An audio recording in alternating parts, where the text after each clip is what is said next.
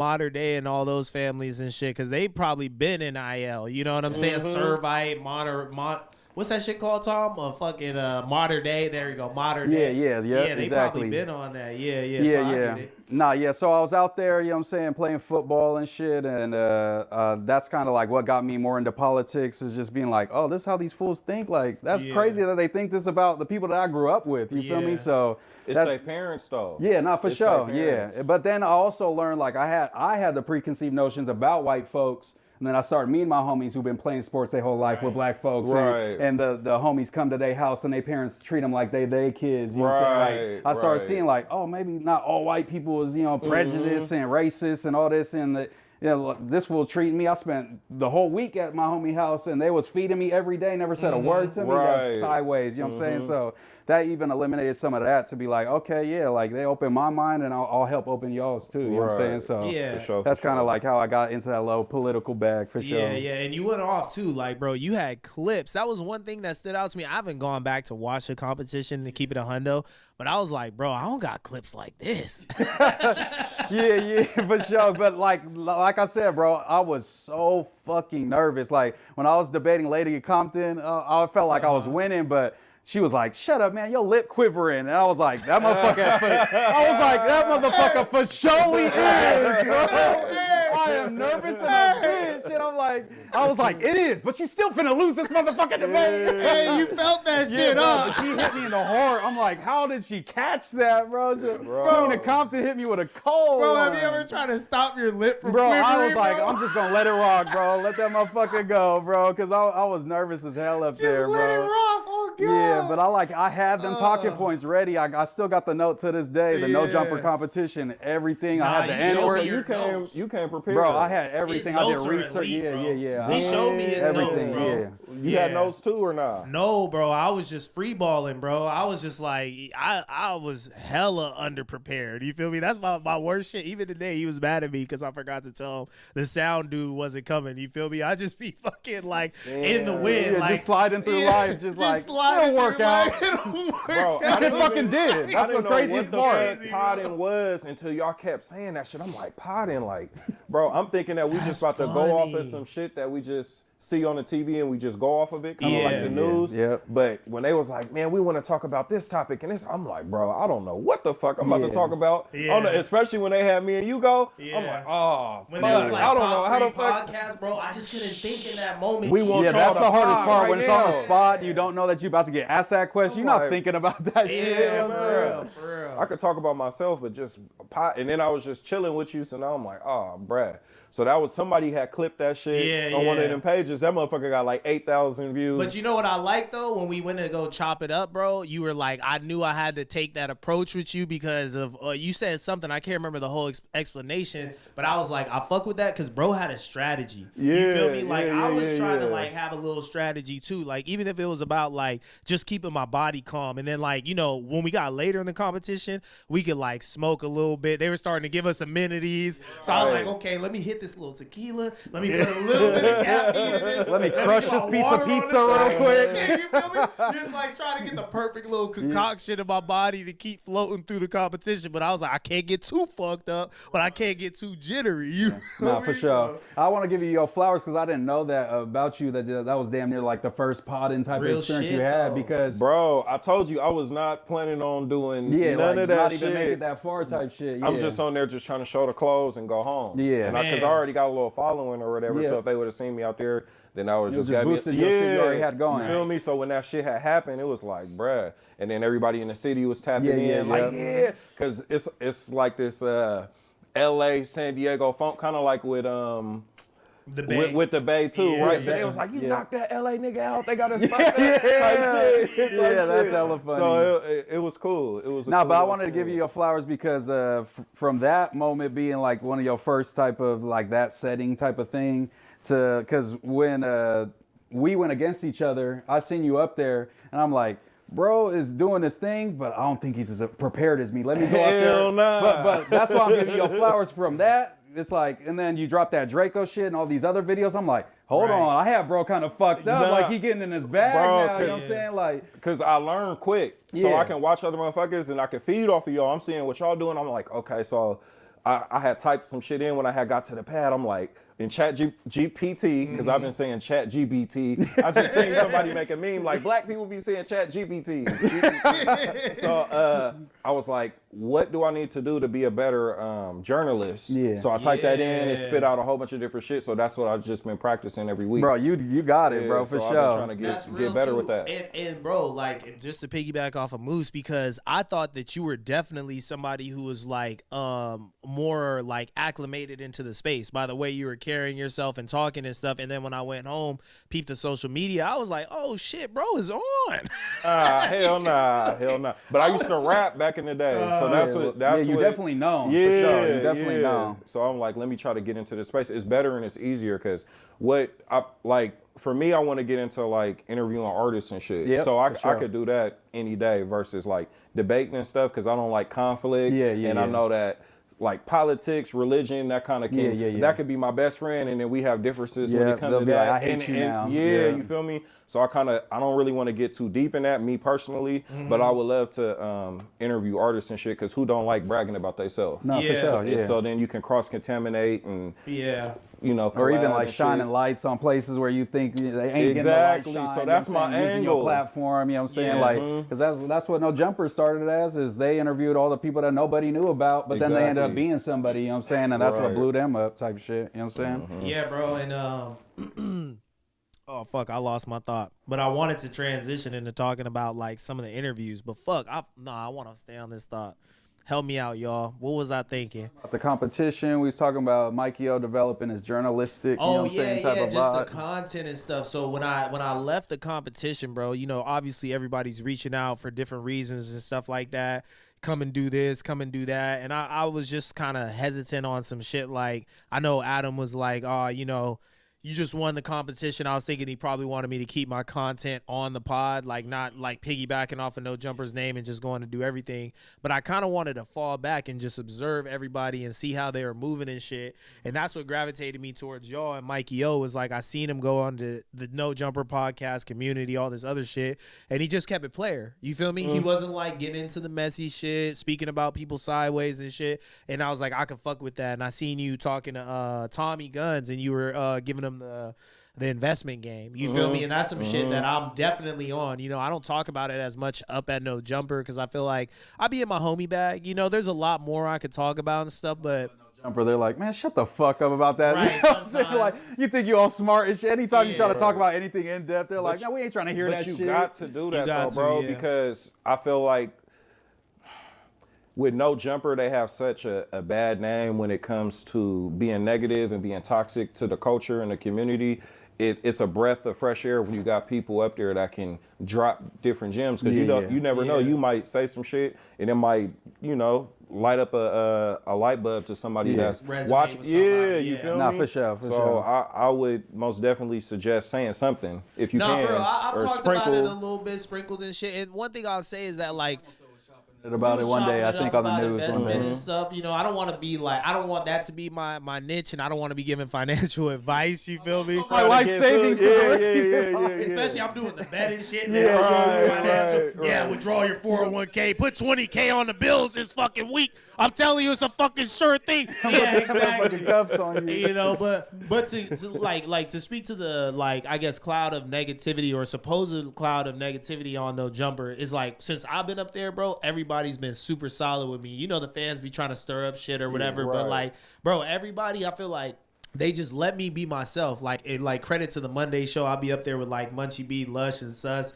I pod with Sus a lot and Munchie B, and I feel like it's just been nothing but respect. Like, everybody, you know what I'm saying? Like, they know I'm a little different from them and shit, but like, nobody's ever gotten at me sideways on some, well, one person did, was like, you know what I'm saying? Like, oh, you on some white shit or whatever, you feel me? For the most part. A part of it. Yeah, it's like gas. We don't gotta get into that. And that seems like that got him banned too, so obviously didn't work out too well. But for the most part, like, everybody just like, you know, lets me be myself and shit. Like, even they've been pushing against the like house phone narrative and shit. You feel me? I don't even feel like I got to do any work on those grounds because it's just like, if you got eyes and ears, you know, I guess we do look alike a little bit. No, for sure. Yeah. But after you know, you get the vibe or whatever, you realize, obviously. Old. It's like at some point, it's like, oh yeah, you called me house phone again, bro. Like, good one. You know what I'm saying? Shit, like, eventually it's like, all right, we got to find a new joke. You know what I'm saying? To get off my boy. But for the most part, bro, it's been nothing but like love up there. You know, and I can say that. Like, I've never been up there and felt like, oh, this is a dicey moment or some shit. It's a breath of fresh air, bro, with you just being there,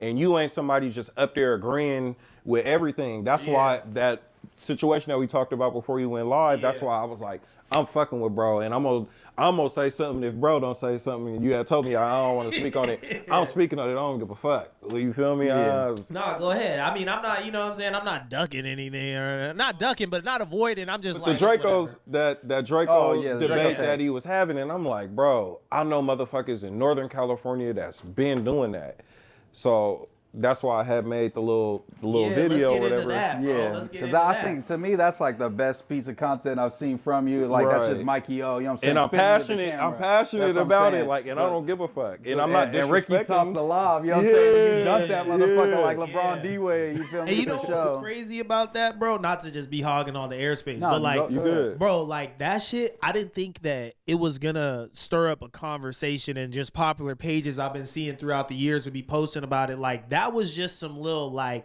sidebar conversation type shit between me and Sus that was like, I don't know, 15, 30 seconds. Right. You know, I was just like, well, shit, I see it this way. And I was surprised. I thought he would see it the way that I see it coming from LA or whatever, you know, but he was really a part of all that. So I was taking credence to what he was saying, but I'm like, bro, like, me, Draco, Ralphie, we all like around the same age. Like you had to been seeing the same shit that I've been seeing, and I understand like it's good for their campaign and stuff. And shout out to Ralphie, it was good to have that debate with them and whatnot. But bro, it was just like, y'all can't take it this far. Bro, I felt like you was getting jumped, bro, and I wasn't feeling that. I'm like, I had hit you in the DM, bro.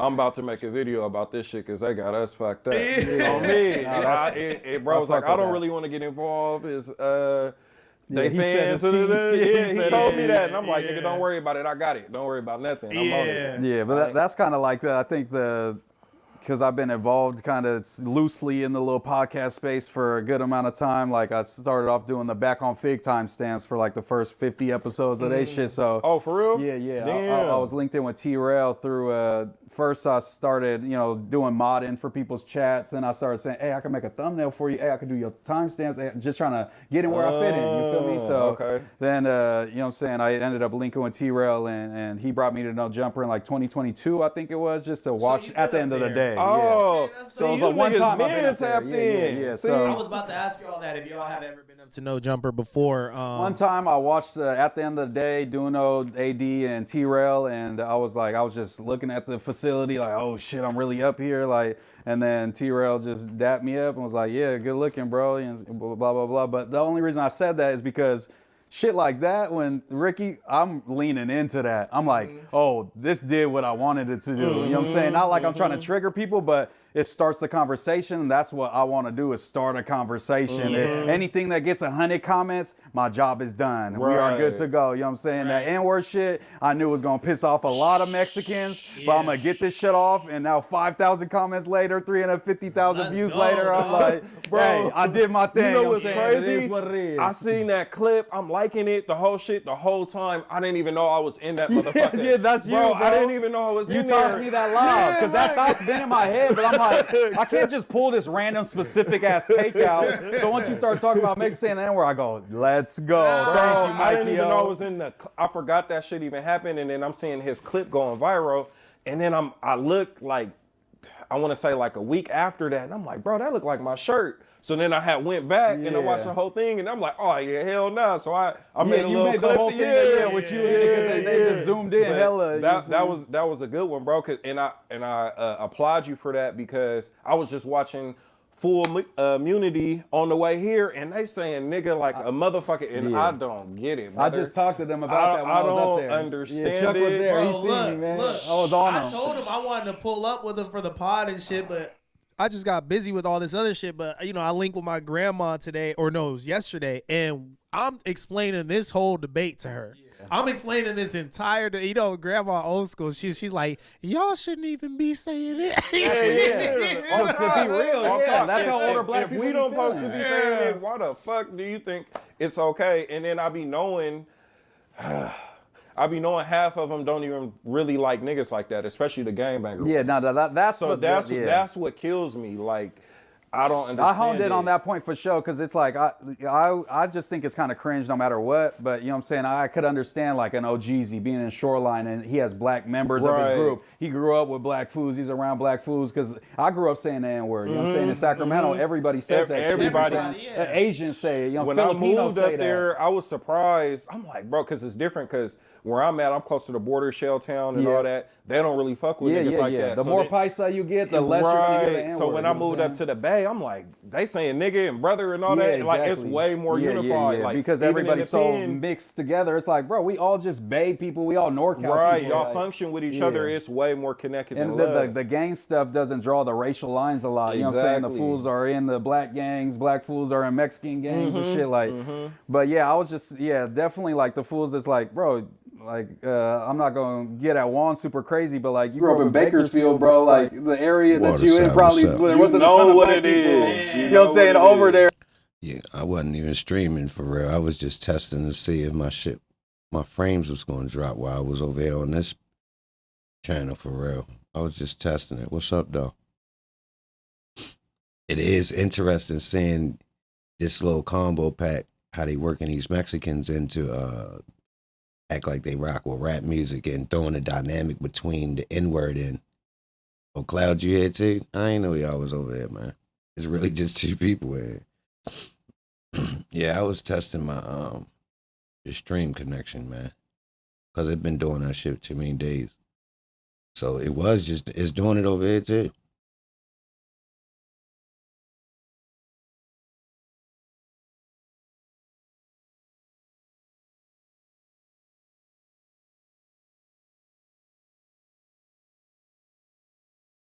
It ain't disconnect all the way like it was on the other channel, though. I don't even know if y'all can hear me right now.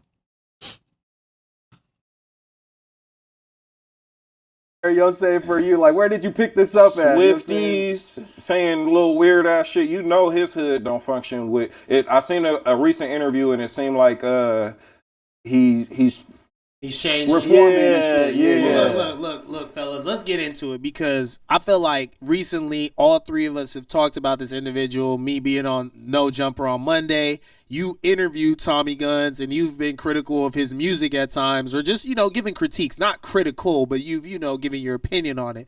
So with that being said, on this topic, like, how do y'all feel about Tommy Guns' recent comments, like his recent controversial comments? He said, so we did an interview with him 2 months ago, and I said, because we had asked him the same question about would you rather have black, Latina, or white girls, and of course he said he liked Latinas, and then it got flipped on me, and I said black women, in my experience, aren't really family oriented. Oh, so you planted the. I said that. You can look at our clip. Our clip got like 100 and something thousand views. The whole shit. Yep, I definitely. So when I seen him say that, I'm like, brother, you tripping? You can't. He added tens on it. Don't do that. He started talking about welfare and EBT. Because look, when I seen it, when they sent me the clip, I was like kind of loaded coming back from the Rams game, and it just pissed me off for some reason. I don't know why. It just had me hot. You feel me? And I was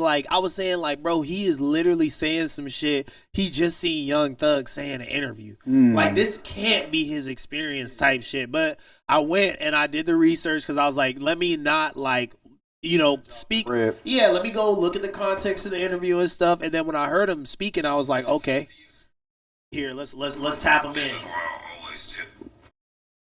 Wait, go back to the exact clip. We about to tap y'all in, bro. You guys ain't gonna get the No Jumper video being played experience. He literally took what I said. Half the time they don't show it on No Jumper either. Damn. Here, do it in your microphone. Here, take my microphone and do it. Give him my microphone. It's true when they say like, for sure I said, I be chopping it up. Like if you with the white girl, then you know what's up. Like the white girl gonna listen to you. Like she'll literally like see something, like cry about it, and the next day just be on it, like nothing ever happened. You know? You with the black girl, she sees something on your phone, she probably gonna punch you in the mouth. Too much. And the Mexican girl, the Mexican girl's gonna fucking bust your car windows out, like do some crazy shit. But she still love you, and then still text you back, like like call you when they're fading.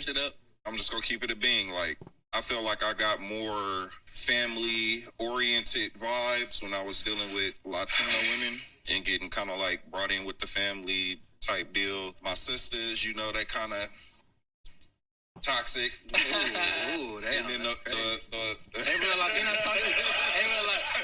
Latinas toxic too. So I feel like he kind of took what I said and ran it up. And you shouldn't have did that, bro. Yeah. But he is black. But he just don't claim. Yeah, he obviously identifies more and culturally as a Mexican. You know what I'm saying? He shouldn't have did it like that, though, bro. Yeah, did that on I purpose, definitely nigga. agree. They gave me a y'all lot of doing good this all on context. purpose. Fool was like, what, 19? You know what I'm saying? He's Yeah, from a really like it's a small mistake. town, mostly Mexican. Probably the only black woman that he's had an example was his mama. So he's pretty much talking probably about, you know, his mom and how she treated his homies and not welcoming them. That's so the it's cool like, part about it. yeah, the way that he's talking is just, you know, from a place of ignorance, you could, you know, obviously say. But when I was 19 and you put me on a camera in front of millions of people, I probably would have said some stupid shit. I was, you know, just young and dumb. Or it could have been his experience. No, that's what I'm saying. It's definitely experience, but like you got to frame it a certain way to be like, not say all black moms are on EBT. Like, you know what I'm saying? You could form it in a way and articulate yourself to be like, because then it just goes back to like, you could make the argument if you really believe that, yeah, black people might not be as family oriented because of how much their families have been broken up through all these fucking things throughout history. You know what I'm saying? It's like a lot of other, you know, ethnicities and groups didn't have to deal with mass incarcerations to the levels that black people did,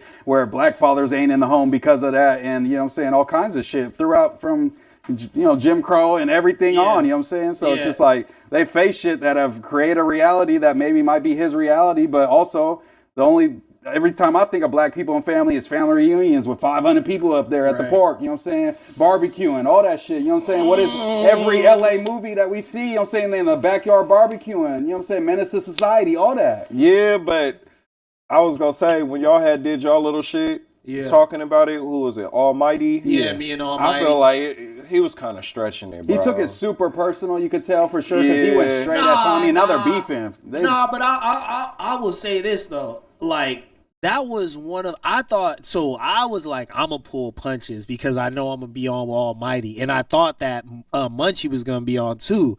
So I was like, damn, Tommy, he's up against the gun right now. Yeah. So I said, let me be the person to kind of be graceful. And I felt like I leaned in a little bit more and got a little bit more hype than I wanted to, you know.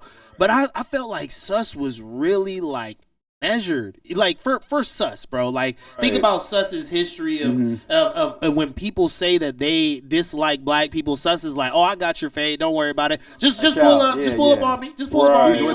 We can handle that on the behalf of black people. I got you. I got you. You know what I'm saying? Like that's usually Sus's like default, but he really was just podding and was like, he even had to check me like, bro, you're older, like you're self-aware and stuff. Tommy's not there, bro. Like he needs time to grow into himself and stuff. And I was like, yo, you right. So to see Tommy go at Sus like that, and I don't know if he was really going at him or if he was saying like, came at him? Yeah, they kind of going at it. It was a little innuendo. It was like like it could have been perceived as a mafioso type threat, like, oh yeah, come to my side of town and see how things are over here. Or it could have been like, hey bro, come and see how I actually live so you can see what I'm saying is real. Sure. You know what I'm saying? Yeah. So that's the way I was looking at it. And Sus, his reply was just like, I think you just need to do more research on this topic. Super measured. But super measured. Even with me being a black man, I don't deal with my sisters. From my experience, I mean, I'm not saying all black women are like that because I have a sister she graduated from UC Berkeley, master's, the whole shit. She did her thing. But from my experience and the women that I have been around, it's just... Okay, look. And so, that might get him in trouble, but then you could say, that's my experience. You know what I'm saying? Right. It's like, but it's not all black women, though. Everybody has their experience. You're gonna have negative experiences with all sorts of people, but when you start making generalizations, that's where you kind of like fuck up, and that's been always goes bad. It almost always goes bad, and that's been the whole like push in like Hollywood and stuff. Like, hey, let's tell more black stories. Why is it always a slave movie or a prison movie or a gangbanging movie? You know, like black culture is like bigger than that. So like where I shoot Tommy Grace is, and I said it was like he was just double talking, and now that I know he's 19. And, you know, he's probably not the most media trained. I'm very impressed by him in the media that I've seen, even with y'all's podcast. You know, good personality for sure. He has a great personality. And to me, he makes good music. And to me, he has a unique flow, and that the stylistic kind of thing is what carries people. I think nowadays. He can be a star, and I hope that he is a star. You know what I'm saying? But he just has to learn how to speak about things. And like we're older, you know, we have so much experience between us and in so many different like areas of life. So he should have just said, this was my experience with my mother. You know what I'm saying? Because it's like, yeah, you from Pixley, bro. There's only 74 black people out there, black families. And the cold part about it is you one of them. Yeah. You know what I'm saying? You got the double oppression going on right now, brother. You know what I'm saying? You don't really need to be talking down on either one of your folks. Need to get PR trained to be successful? Because like that just made me think of like a Young Thug. Like all throughout Young Thug's career, he's been saying crazy shit. They ask him about the Ferguson riots. You know what I'm saying? He's like, oh, we ain't worried about none of that shit. You know what I'm saying? You know what I'm saying? They asking certain people stuff and they saying crazy shit, but they kept making good music and people just kind of gave him shit for a second and just moved on. So it's like, I think he needs to learn the media training, especially because, you know, he's doing the gangbanging shit and the stuff that he's representing. It comes with so much that it's gonna like bog him down. Like Young Thug could say that as like a black man out of Atlanta. Like some people would be like, he's the voice of the people, the voice of the hood. Like black people are gonna like, we have an endearment for that shit. Like we got cousins, family members like, bro, he's so ignorant, but I love that nigga. You feel me? Like, cause it's fun. Ignorant shit is fun as fuck. I love a good hood day, a good dice game. It's fun. You feel me? But I know that it's a time and a place, and sometimes you really just shouldn't be around that shit because you know what comes with it type shit. But with Tommy, bro, he has so much. I don't think he realizes he has so much stacked against him because of the way he's positioning himself in this game that he needs to be careful. Like, especially any gang member, it don't matter if you represent this side, that side, or that side. You got to be cognizant about the way you present yourself to the media because, like, who are the famous gang members that we know? Like, the famous ones. It's like The Game, Snoop, Birdman. But like, okay, Birdman, you can say. I feel like when it comes to the South, that shit's just different to me. Yeah, I don't know what it is. I don't want to hate on what they got going on, but it's something that's like different to me. Like I feel like LA is the heart of. Dice is ignorant unless the Italians set the gambling game up. When it's coming from the West Coast, yeah, you know what I'm saying, for sure. Yeah, it's not too many people out here that have been able to get to that star level with that reputation. You know what I'm saying? Like Ice Cube is not from a gang, bro. And Ice Cube is a motherfucking genius, dog. He is a creative genius. You know what I'm saying? So the street shit helps you to a degree, but it's be really honest, Dice proved that black people IQ ain't low. Like the way he breathes life into his career, he has to Dice do better. proved It's just no way that he's gonna get there without like an elite discipline. I feel like it's a learning experience, but just from talking to him in the interview that I did with him, one of the things that Dice games only appear to be ignorant when someone's playing the game, meaning they're taking advantage of someone. Yeah. Anybody that's taking advantage of niggas in a dice game, they not dumb. Seriously. You got to be calculated. Literally. No bullshit. I sat there and watched a lot of games. Now, I don't partake because of the buffoonery. Niggas be trying to try you. But technically, the upper echelon of dice games shows that blacks ain't got no low IQ. Throw the other races in that motherfucker in the game of craps or CeeLo. That shit ain't no regular shit you just gonna hop in and you on point. Nah, to really play that bitch, you gotta be on point. Made me gravitate to him was he says he doesn't say nigga in his songs. You ain't gonna really cash out. unless you really a shark at playing. If you playing just regular, waiting for the dice to go your way, you ain't ready to just make a whole bunch of money. You got to be side betting. You got to be on top of, which takes a lot of attention and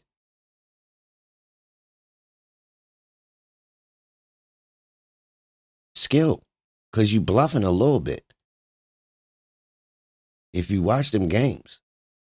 And he's half black. So I fucks with that. He said, I'm not about to say nigga in my songs because I don't want my friends to think that it's okay for them to start saying that shit. Yeah. So it's not like he just out here, you feel me, not thinking about what he's doing. He just had that one little slip up, and I'm sure somebody can talk to him and he can bounce back. Yeah, and he'll hear him out and shit. Lil Wayne done said crazy shit about black women. Yeah. So I hope he bounced back from it. Well, he's not really that impacted, bro. Like let's keep it 100. Going forward, he does better type shit because he was winning me over. Like I was only tapped in really because of your shit, right? And I saw him say that on your platform, and I was like, damn, bro, that's kind of like an honorable thing to do because you got the juice to do it, the pass to do it, and he's like, nah, I know, like I give it up like a Sureño, and I'm repping this mid, so I keep it clean when it comes to that. You feel me? I don't really be indulging. I don't lean on it or whatever. And I was like,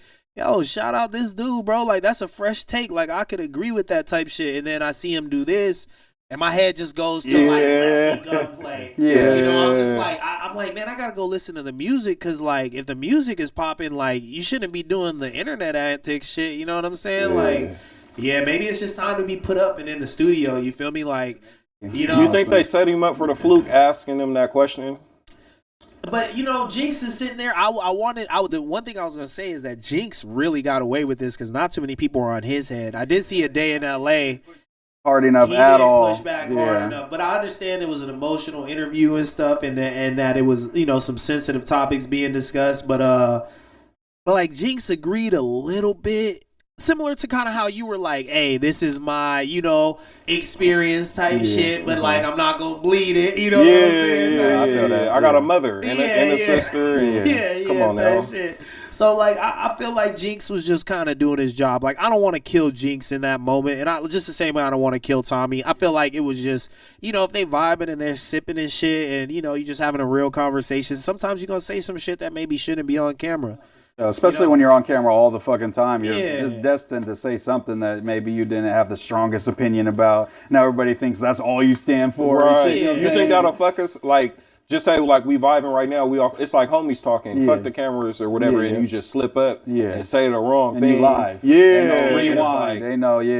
Yeah, that's why I was like, shit, I don't want to go live. Yeah. Ain't no clipping or cutting no shit off. Feel me? That editing power is a motherfucker, bro. Yeah, for sure. Hey, but shout out to my black queens, man. I've been dating black girls since about the 6th grade. I was gonna ask you, what's up? Hey, you can see the way Moose coming, bro. Oh my god, man. Don't get me started. Oh my god. Whatever God intended for me, you got action, brother. Obviously, that's my preference, obviously. That's my preference, obviously. Moose looking like a young Travis Kelce right now. I'm never switching to Taylor, you know what I'm saying? I'm never switching to the Swiftie. But I've dated all kinds of girls my whole life, you know what I'm saying? But the ones I've gotten along with and felt like bettered me the most was usually black women, you know what I'm saying? Just in my experience, you know what I'm saying? They elevate your life. But the black niggas, they toxic. So to the black niggas, they toxic, but the Mexican dated them. So hold on.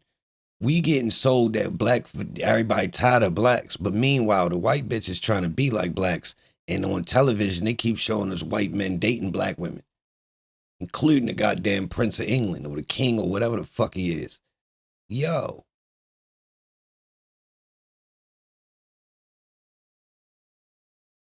Treat them different. They treat them different. But look. You think that's true?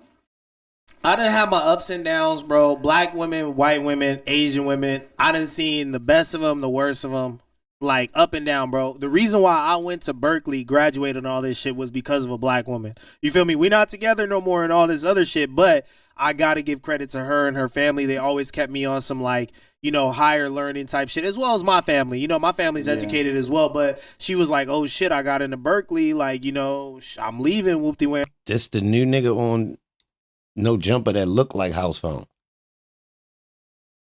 This is crazy. And Wham went to go visit her. What you gonna do? Went to go visit her, and I was like, oh, damn, this shit is cool. You feel me? They got like a little co-op system out there. I was like, oh, let me move out here and go to community college just to keep the relationship going. On some lover boy shit.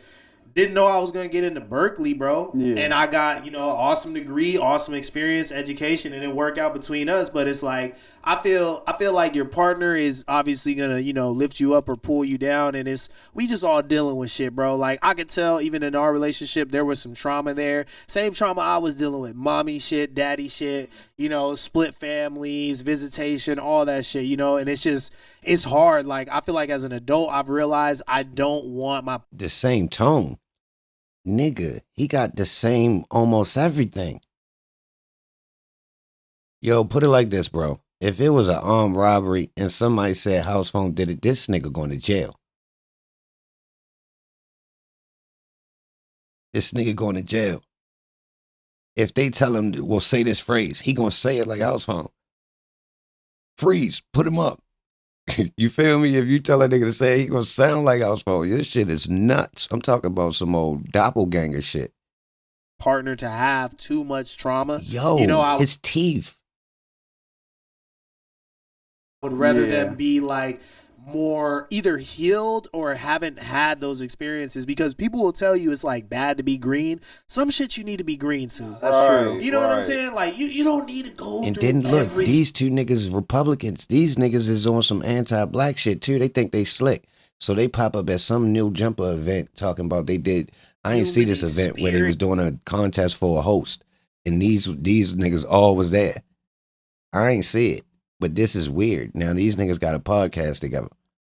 Bro, and for that shit to be tough. That shit breaks people, you know what I'm saying? And then they, you know what I'm saying? But would people be like, oh, well, you're a bad guy because of that? You know what I'm saying? Like, oh, you want to help them work through the trauma? People will get on me about that. It ain't even a color on it. I'm just saying, if Shorty got too much trauma, I got to go. You feel me? Whoa.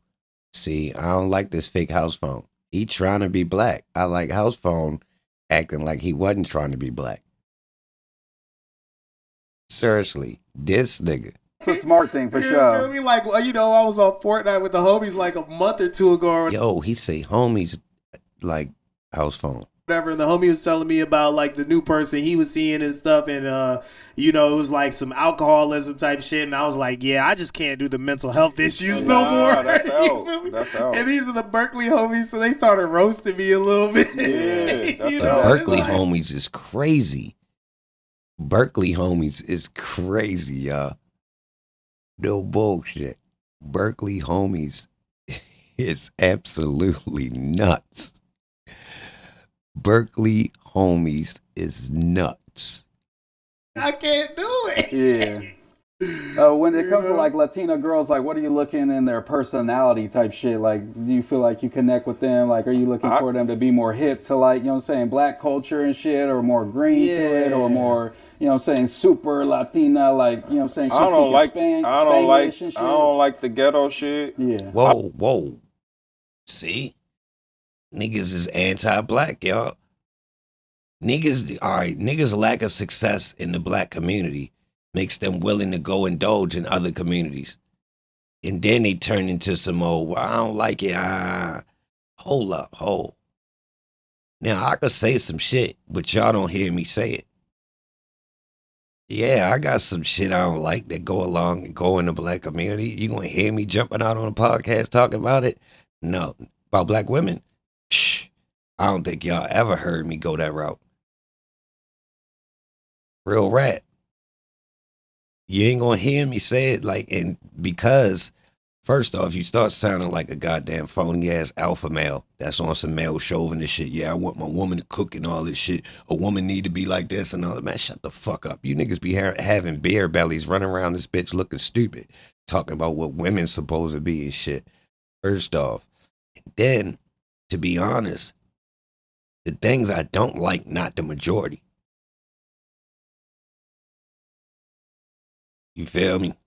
And I don't fit the criteria of the average dude that a stereotype would fit. So I kind of try to get him the benefit of the doubt, if you understand that. Like, I wouldn't want, like, when females complain about black men, I don't think I fit in the category of what they be complaining about.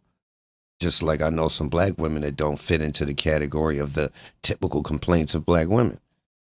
For real. So I don't even get into that like that. But I find it odd that we do be having so many black men that's willing to jump out there and be like, yeah, I ain't. Oh, cuz, relax a little bit. You down in black women overall, bro. Your choice of who you picking, that's what it be. You picking them ones. That's what you attracted to. Literally, if that's your repetitive result, you keep finding them ones. Bro, where you shopping at?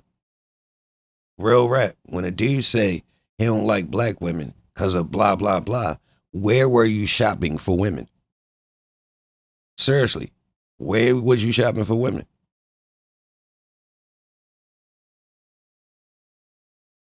You met them in the daytime or the nighttime. Damn. I don't like the ones that's too ghetto and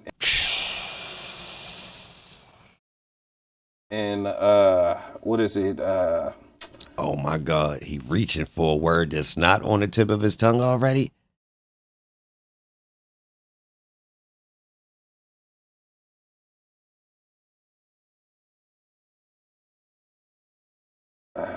Lean like a choloed out. Oh yeah, I don't like. Oh, you don't want a cholita. I don't want a cholita, Yeah. and I don't want ones that's too white because some of them be acting like worse than white people, and they do not like niggas either. So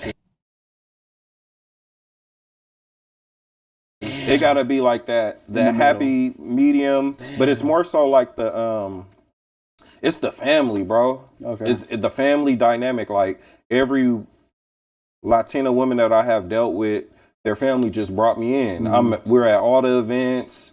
Everything is different for me, and I feel like I don't know. Best of both worlds. Yeah. Did that surprise you when you was first experiencing that? Because I feel like a lot of black people's like, Pops is gonna be racist. You know what I'm saying? The fam's not gonna fuck with me. You know what I'm saying? Like, well, I grew up with Mexicans too. Okay, so you was because I'm in San Diego. Yeah. So from the jump, it's just combined. Yeah. I got you. But I feel like the trauma that the black woman has is not all black women. Some black women. It's like, I don't know if it's TV, the propaganda that's getting pushed and shit, and they have this all niggas cheat. You know, you gonna do me wrong eventually. It's like in the back of their mind. Yeah. So it's like, you don't even stand a chance. No, and that makes sense, but it's like, I hear y'all saying that, and it's like, I've dealt with so many Latina girls that were like on that type of time, you know what I'm saying, on that same type of timing, you feel me? So it's like, it's just like our shared experience, and then we just feel like, you know what I'm saying, we start to be like,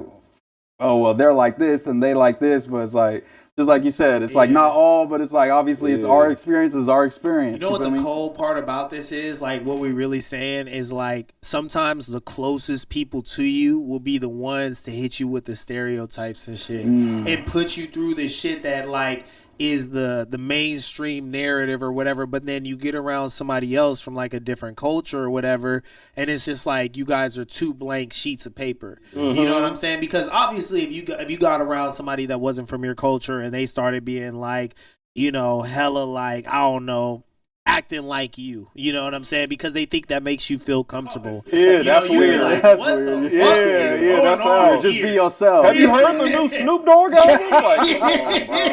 What are you doing? You feel me? That 30 Rock shit. Yeah. Like, you know what I'm saying? So, but it just, I don't know. Like, this is why I advocate for like experiences. Like, people got to get out there in the world and see some shit, do some different shit. You know?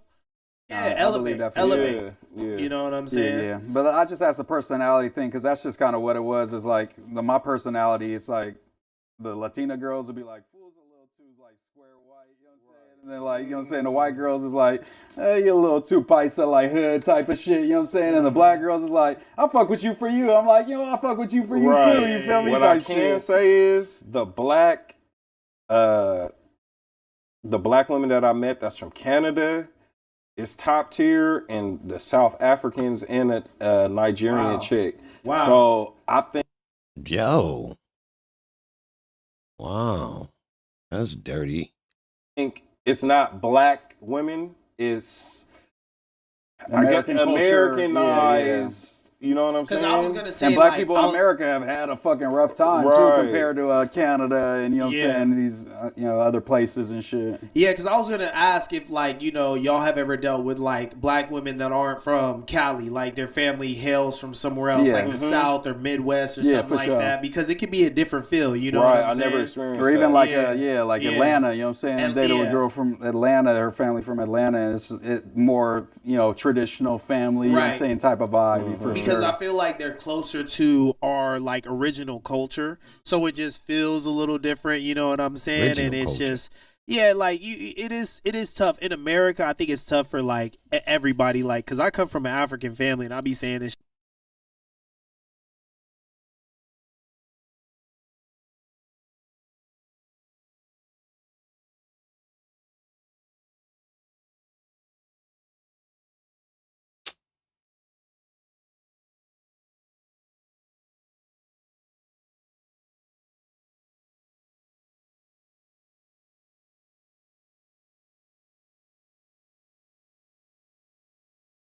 On No Jumper is just like when I'm dating and shit, that shit is like really fucking traditional. You know what I'm saying? Even when I was in Berkeley and I'm dating like chicks that are like, oh, I'm modern feminist and like the man and the woman should be like equal. But it's just like I feel like the energy I put out is like what they assimilate to when they're like, oh no, actually I just want to be like a baby. You feel me? Like this is chill for me type shit. And I was like, wait, but I thought you was on. But that's like the front, just in case the dude ain't ready to really step up. Then it's like, nah, I'm Debo too. You know what I'm saying? Like, but then like, hold on, nah, you got it, I can handle it. I trust you. You feel me? For sure, you gotta earn the trust. Yeah, like I do understand when I see like American dudes be like, yeah, American women are a little too much, because I see women in my family. Whoa.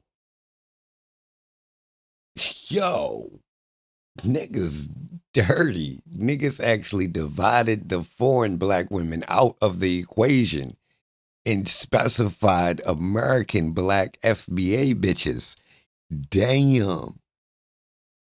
This is dirty. Yo. That aren't like super Americanized and are more traditional and stuff, and it's just easier for them to fall into certain roles, whereas in America shit's kind of like confusing right now, like I feel for the young dudes out there in the dating market. Apparently it's like horrible. You know what I'm saying? So I can understand, like. But also, it's like there's a lot of dusty ass motherfuckers out here. Like, I don't want to hear about you not getting no bitches and not getting no pussy and none of that. If you fat as hell, you don't work out, you know what I'm saying? You don't got your diet right. You're not fresh. You don't take $1 million to be fresh. I could go to Ross right now and get a fit. Exactly. And pop it. Pull the Klarna out, make some payments on a fit. You feel me? Like, get right before you start crying. You know what I'm saying? Get your hair cut right, get your beer right, you know what I'm saying? Put up a fight chance. Wash your balls, wash your ass, put on deodorant, you feel me? Like, I got 2 older sisters, so they was like, I've been a big kid my whole life, big dude, you know what I'm saying? So they was always, wash your motherfucking balls, don't be stinking out here. You already a fat kid, you can't be the stinky fat kid. Put me on game instantly, and ever since then, hygiene A1, you know what I'm saying? Fits A1, so it's just like, motherfuckers gotta look within themselves and focus on themselves. They just want somebody to fill a hole within them, and they can't find that person because you just kind of a weak ass individual at that moment. It doesn't mean you can't become something else, but look on the inside of nobody fucking with you. Maybe it's because you just got nothing to get fucked with right now. Look in the mirror, build yourself up, and develop personality, get out, socialize. And then I guarantee you that you're going to find somebody. You know what I'm saying? Just straight like that. Yeah. When I wasn't getting any Poonan, it was because I didn't deserve it. I'm not going to lie. And the shorties that was giving me the Poonan back then, shame the fuck on you, bitch. When I was 300 plus pounds, you bitches that was still kicking it with me. You know what I'm saying?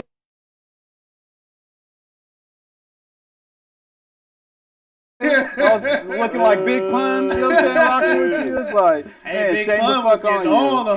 Yeah. But he had the bread too and the rap and shit. You know what I'm saying? Oh God, yeah. It's a balance of life, bro. We always trying to find that balance. Like, I can't tell you how many like notes or journals I have where it's like, man, I'm just trying to find a balance in this like couple of months or weeks or whatever. You feel me? Just trying to stay even keeled. And then a nigga do some shit just fuck up a relationship. You know what I mean? Looking back like, damn, I missed that bitch. Yeah. No, that's fast. And then go back to the journals like, damn, nigga, what happened to the balance? What happened to the balance? Should the Africans be allowed to say nigga? That's hilarious. Damn, they lost the thicky picky again. You know what I'm saying? Shit's crazy. Mikey, you got kids? No kids. Okay. Do y'all plan on having kids? Good question. Man, bro. I don't know how it is right now because, believe it or not, I want the family thing. You know what I'm saying? But the type of life that I'm still dibbling and dabbling with, it's kind of like... It's not the most conducive. Nah. What about you, Ricky? Yeah, no, I want to do the traditional family thing, like get married and have kids and shit. It's just the economy is so crazy, bro. Yeah. Like I don't want to put my kids through like hard times or whatever. And when I was working, I was doing tech shit, so I was making decent money. But even that, I was feeling like, man, this isn't enough. Like after taxes and all this other shit, you know what I'm saying? Like I try to be frugal and whatnot, but to bring a family, like even into my financial situation, and one of our homies, my homie Nathan's always telling me like, bro, you complain so much for like someone who's doing well, like you make more money than 5% of the nation, whatever the fuck it is. And I'm just like, yeah, but this shit isn't enough, bro. Like I can tell that this shit isn't enough, bro. Just keep getting more expensive while you we know what type of life we want to give our children, and I don't want to live no mediocre life with my kids. Yeah, I feel the same, and just I'm low-key a little selfish. I want to buy some shoes, not the Pampers. I just, you know what I'm saying? I just went to the mall and we was balling out. I can't do that if I got to drop on the daycare. You know what I'm saying? $500 a month, $1,000 a month. $500 a month. What the fuck is up with that? Even more. You know what I'm saying? It's breaking some mommy's backs. Yeah, $1,000 for sure. Follow-up question to that. The shorties that y'all are coming across, what are they telling you about kids? Because in my experience, a lot of shorties are telling me they don't want kids now. That's what I'm saying. Everything is changing now, bro. They don't want to be mommies. They don't really want the wife thing going on unless you spin in the bag. So it's like you pretty much are signing yourself up to have a modern day prostitute if you ain't got no money. Bro, that's what you're getting. Jeez. Bro, I seen the coldest fucking clip the other day. It was like this OG was talking. He's like, man, I don't understand this generation. And he was like, why? He's like, because like he said some shit. Fuck, I'm gonna fuck it up. And he was like, all these women think that all these dudes is tricks and they not prostitutes.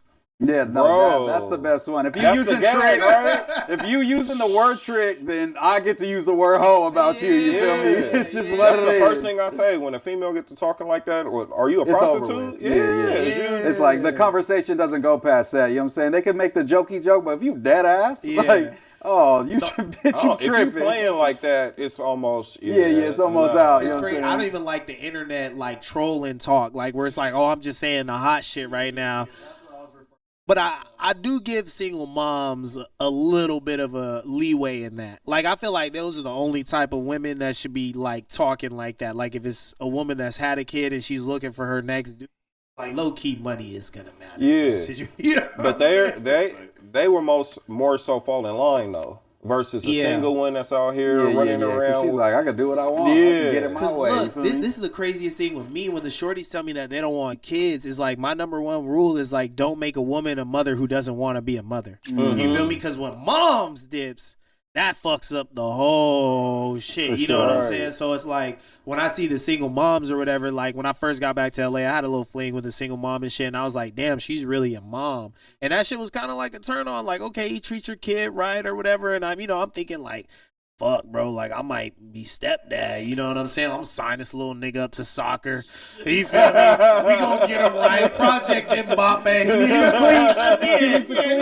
Yeah, we gonna bond over that. Yeah, bro, we gonna get you some discipline and some structure in your life. Right. You know what I'm saying? So, yeah, man. I don't know though. It's a tricky time, and I feel like the smart thing to do though is just hold out, right? Like, don't do anything until you're ready. Yeah. What nationality was she? She was Mexican. So you on the team too? Look, I mess with all of them. She just happened to be the one that was on the team too. Oh yeah, look, I'm telling you. What's the most common girl that you dated, ethnicity wise? Are you too we tallied them all up. Look, I'm not gonna lie. You know, it was crazy to me. One day I looked up and I was like, I'm smacking a lot of Asian chicks. Like I was like, do I got that like weird fetish thing? No, you give the Asian, not like you fetishizing, but you give the Asian girls who fuck with you. You got the swag, the clean cut black dude. You know what I'm saying? Not too hood. You know what I'm saying? None of that shit. They like educated. You know what I'm saying? You went to Berkeley. I know you met some Asians up there. I've been to Berkeley. I done hit a few, but hey, I got a couple alpha fees. You know, sorority. You feel me? I got of course a lot of black women, Mexican women. Being in LA, you feel me? That's just pretty much what you're around. But college is when I started to explore because I think I was really. I think I messed with like one white chick in high school, bro. So I didn't really think I was like with white girls type shit. Yeah. And then man, you feel me? You just have that experience, that one experience. But has any sisters ever hit you with you just too square for me? Of course, bro. So my weakness is like a hood chick. Like a hood, like bangled down outside with the hot Cheetos and the pickle smack. Like, bro, I be ready. You feel me? I be ready to go. But they don't be fucking with me like that. You know what I'm saying? My longest relationship was with a black woman, though, from Chicago, from the west side of Chicago. So it was like a different type of, vibe or whatever. Like real educated family, like just real black essence, like in the sense of culture-wise, you know what I'm saying? Like, but not necessarily like just hood out the game, bro. But I always say, sidebar, Chicago got like the most beautiful black women, bro. Yeah, I'm gonna make a trip to Chicago soon. I ain't never been out there. Like, I ain't gonna hold you. I'm not gonna hold you. I thought like, okay, Atlanta, of course, they were bad out there, but Chicago, man, I'm telling you. Yeah. Is it as crazy as they make it seem?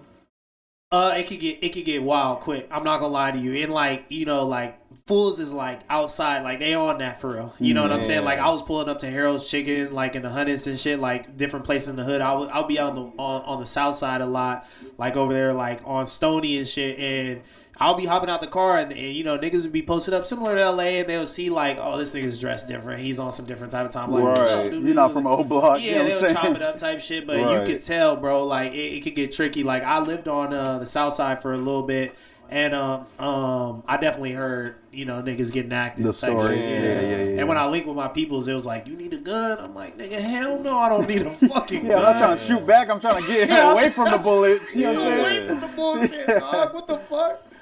Yeah, So I see they got the chat pulled up. Yeah, you want to just scroll to the top? Yeah, and we can just check out what they've been saying for a minute. What's happening in the chat, bro? We've been having a few viewers and shit. Damn, it's already been an hour. Have we been tapped in for an hour? Hey, man, if y'all been tapped in with us, we fuck with you. Thanks for tapping in. You know what I'm saying? This is a sporadic Friday pod. We didn't really plan too much out. Nah, I appreciate Ricky for letting us slide through, man. This is Ricky's spot. We got to keep doing this. Nah, I'm ready. I'm ready for sure.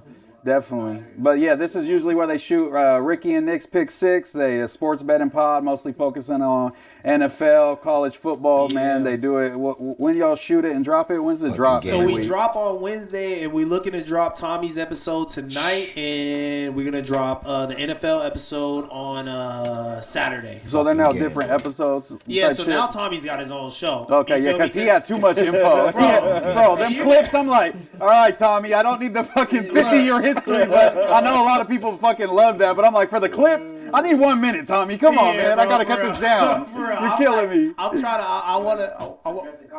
Yeah, for sure. I want to get you on the Google Doc so you don't got to be dealing with you good, you good. But shout out Moose, man. He's a Sixer, bro. He's on the team. Kayla might be a sister, huh? Yeah, for sure, for sure. Okay, Moose. But yeah, we got my boy Almighty O'Malley. He's from Vallejo. I do they pod, you know what I'm saying? What's happening, man? Whenever I can get out there. The Real Honesty Podcast. So shout out to Almighty O'Malley. And T-Slap, his co-host, you know what I'm saying? They run it up over there at Noble Cinema Studios. And I'll be hosting some concerts with them in Vallejo, doing some talent shows, fucking with my boy O'Malley. And I'll be dragging them into Discord on my stream, and we chop it up online, you know what I'm saying? So O'Malley's definitely up-and-coming podder that I fuck with out the Bay, for sure. So bro, so what I'm going to do, if you see any shows out there, like big shows, shoot it to me. I'm gonna try to get some media passes, and then I'll come out there, and then we could just go out there, 100%, interview motherfuckers or whatever. Yeah. Both my boys that I brought with me, they stay in the city. You know what I'm saying? So I've been tapped in with the Bay for the past 10 years with my boys. You know what I'm saying? So. Shout out to everybody. My boy Xanabis in the chat. He was in our rap group WSSG. He went on tour with D Savage a couple years ago. Who else we go on tour with? Was it just D Savage? Oh, we went twice, huh? Yeah. I fuck with D Savage heavy, bro. I fuck with D Savage heavy. Yeah, man. Yeah, so shout out to my boy Xanabis. Good artist. Great artist. Look him up, Xanabis, on all platforms. Kenny Malice. Shout out to my black queen. Yeah, for real. He shows her off for real. Hey, one thing about Kenny, he gonna be with his girl, man. They gonna be on that date. But Kenny, you gotta take your ass home and get on this content shit and make a beat every once in a while too. He been too lovey-dovey for me, I'm not gonna lie, man. Because I've been caught in that cycle as a young man, because he's younger than me. Stop cupcaking, man. Yeah, when you get in that relationship, and it's great, it's amazing, but you get distracted from your goals a little bit. You get distracted from that grind a little bit. Instead of going home and cutting clips or making beats, you at dinner at Chili's late at night. You know what I'm saying? Like, it starts to hit different. You feel me? So, Kenny, just keep that in your mind. I'm not trying to, dirty Mac or none of that, but just keep your eyes on the prize, my G. And she's a real one, too. I chopped it up with her once or twice at the office. She was real nice. She would support you. You know what I'm saying? She would be in the trap with you while you're cooking up them beats. But, hey, Kenny, we got to get you on, bro. I definitely want to pod with you, man. When y'all be going live, bro, and you guys got the Zoom set up and shit, I'm not going to lie. I be so unked out the game, bro. I'm not even ready, bro. No, I mean, shit, you can pull up on your phone, bro. Download Discord. I'll show you how to set up. Just turn it sideways and turn off your lock, and we got. No cap. I gotta learn how to work Discord. I'll tap in with y'all and we can get it. It's super simple. Yeah, man, because we definitely gotta tap in with each other more. But yeah, we got what is this Swag Ike Pino? Shout out to you in the chat. He be in the bro. No Jumper chat a lot too. I always see him commenting and in the chat. Okay, hell yeah, bro. We appreciate y'all for fucking with us. Where is Reese? Yeah, Reef. You know what I'm saying? Lots of love.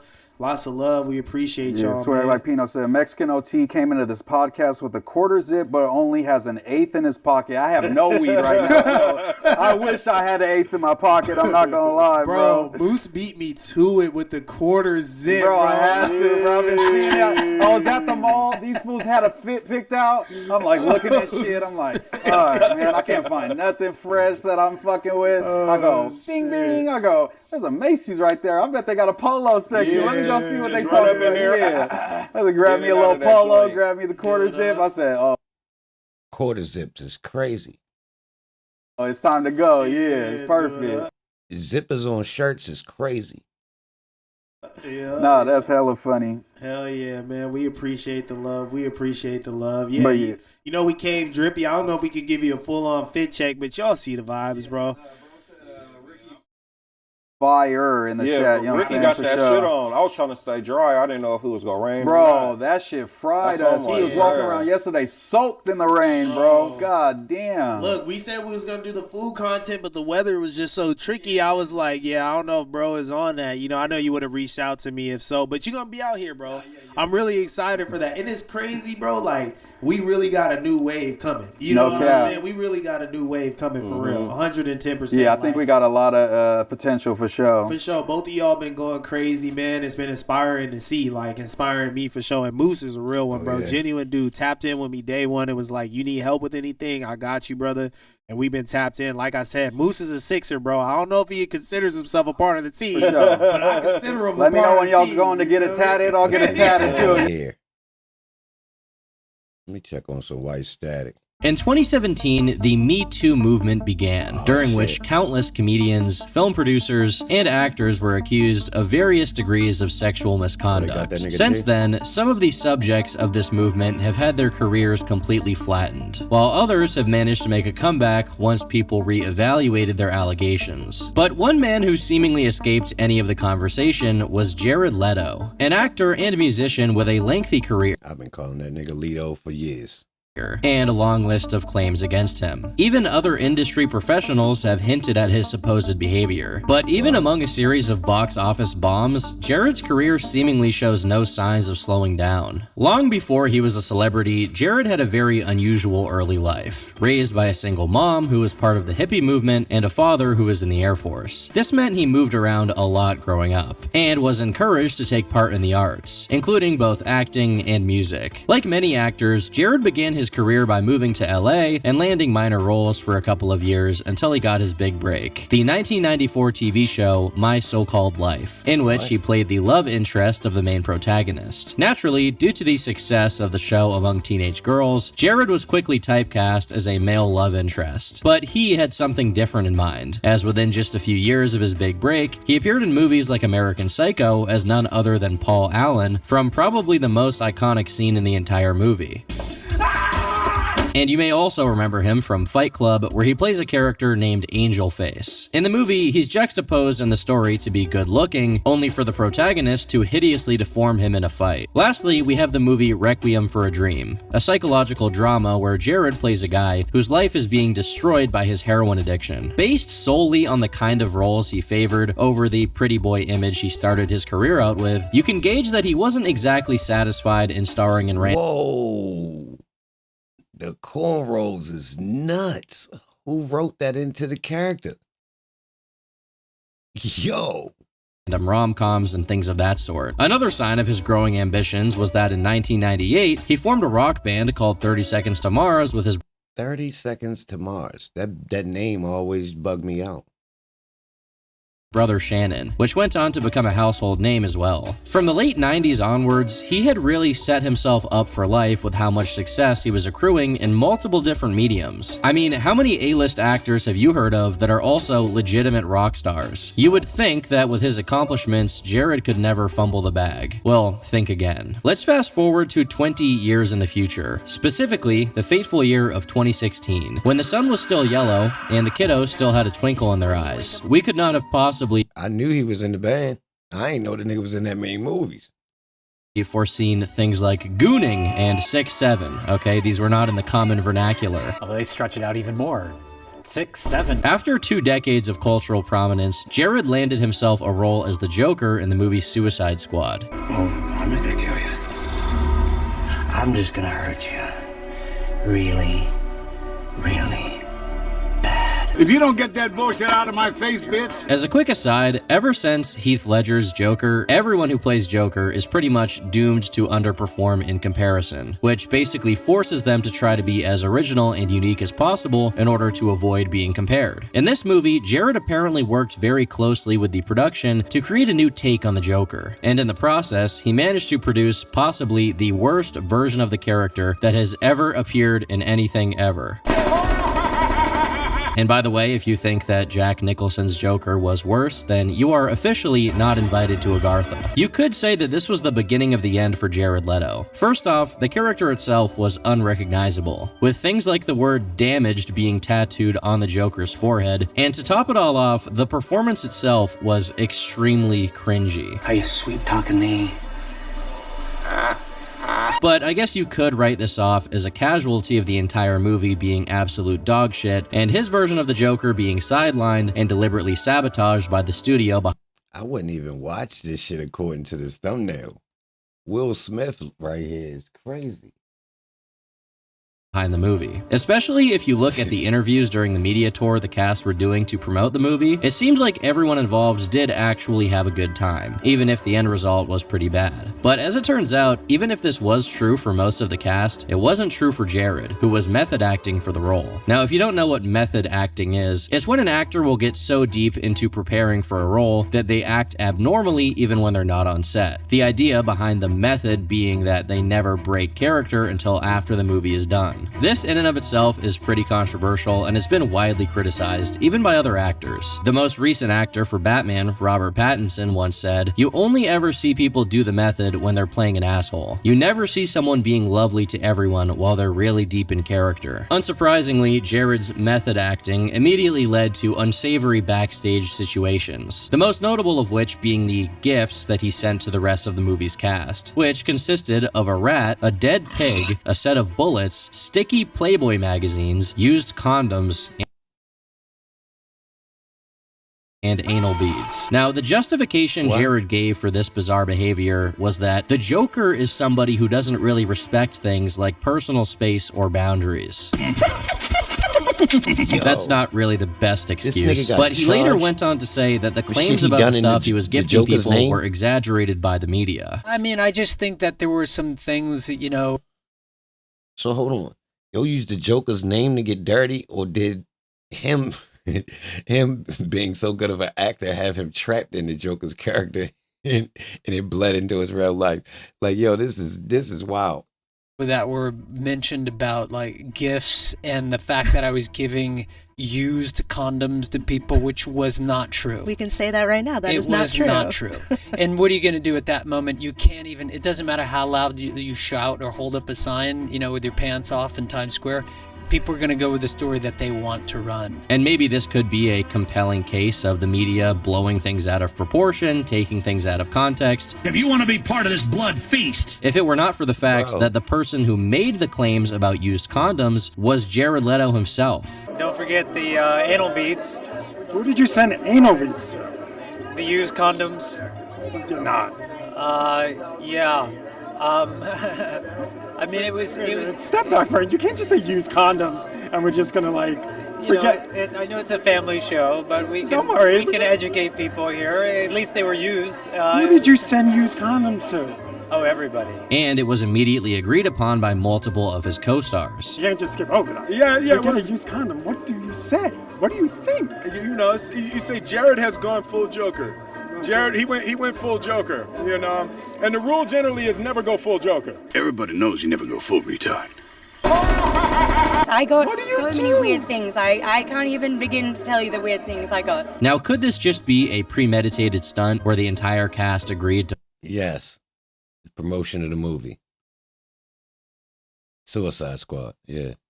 Play it up? Maybe. But the problem isn't just the absurdity of doing this in the first place, but it's also that he did all of that for a movie that ended up being really bad. They even decided to shove Jared Leto's Joker into the extended cut of the Justice League movie, and it was still bad. Except this time the screen was constantly blurry and desaturated, so it looked like he had just stuck his face in a bowl of shit. Then again, it's obviously not a literal crime to do a terrible job and act like a freak towards your coworkers. So the worst things you could say about Jared at this point in time were that he annoyed his co-stars and he was a bad actor. Have you watched the Joaquin Joker trailer?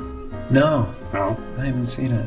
Hello, darkness. As far as the kinds of things that celebrities get up to, being obnoxious isn't that bad, to be fair. It's also worth putting it into context that just a few years prior to the big Joker blunder, Jared actually had a really good performance in the movie Dallas Buyers Club, where he also engaged in method acting. So you could write Suicide Squad off as one big fluke. However, it's the unfortunate reality that celebrities get away with a lot of stuff because the media they work on is widely acclaimed. Because of this phenomenon, it was only after Jared made himself look like a hack in 2016 that public opinion really began shifting, as many considered that maybe he wasn't as great of a guy as people initially assumed. One of the first places this discourse manifested was on Reddit, where in a thread about Jared Leto's behind-the-scenes antics during the lead-up to the Suicide Squad movie, a sidetracked comment thread took place that read as follows. I have a cousin who goes to an expensive private high school in LA. One of her friends is the daughter of a certain famous model from the 80s and 90s and has been having sex with Jared Leto as a 13 and 14-year-old. He's made her get an app that deletes messages after they're seen. And he knows she's under 18 because one of her friends took a picture of a message he sent her before it was deleted that said, "Can you come over tonight?" And she said, "No, my parents are home." Feel free to call bullshit, but I have a feeling someone will find out soon enough and he's going to be in deep shit. Edit. I've gotten more than one message from people who know which girl I'm talking about, so it sounds like more people are aware than I expected. This guy needs to go to jail. This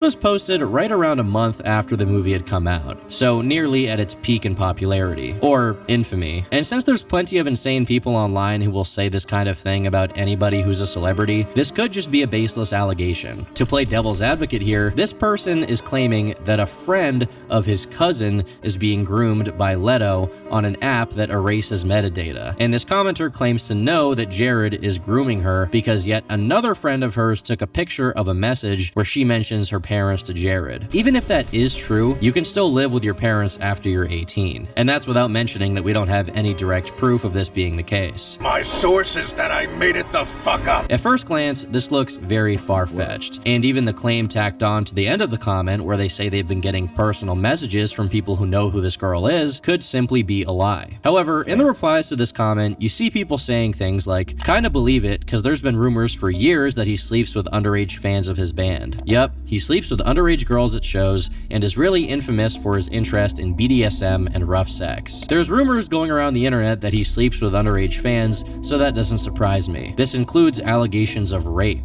Friends told me she bumped into him back in 2006 to 2007 at Warped Tour, and he kept creeping on her. When she told him to back off, that she was only 15, he was like, age is just a number, so I believe it. What was the strangest thing of all of this is when somebody in the comments identified this supposed victim of Leto's as Kaya Gerber, who is the daughter of the 80s celebrity Cindy Crawford. Kaya had just turned 15 in 2016, meaning that the timelines would match up. But then again, Kaya has never said anything about Jared Leto to this day, as far as I can tell. So even if this allegation is being echoed here on Reddit, it's not— Oh no, that's how they rock.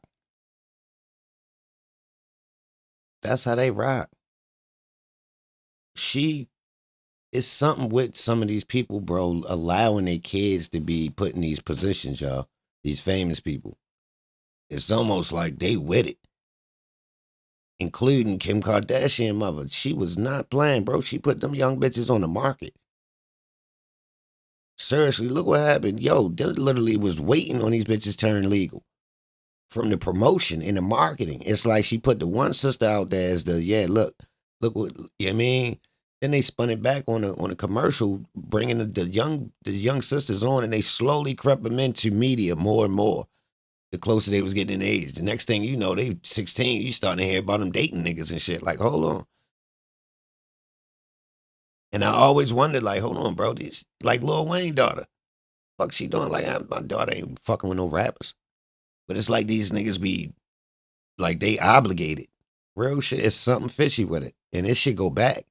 Even with the Aaliyah, like her motherfucking family members put her in the mix. By any stretch of the imagination. It was just like, man, someone on Reddit saying something. However important the innocent until proven guilty thing may be, it's obvious that the proven part of the equation is the most important of all. The fire of suspicion against Jared from these online rumors was being stoked an entire year prior to the Harvey Weinstein and Me Too situation. So basically, it happened too early to receive any kind of serious attention. Despite this, it did prove easy for Redditors to start asking around to see if anyone had more information regarding Leto, which quickly led them to a Tumblr discussion from just a couple of months before, which in turn led to a thread on a groupie forum from 2013. I'm gonna be honest here, I had no idea that groupie forums were a thing, but this is exactly what it sounds like. I didn't mean to have sex with him. I was just gonna jerk him off. That's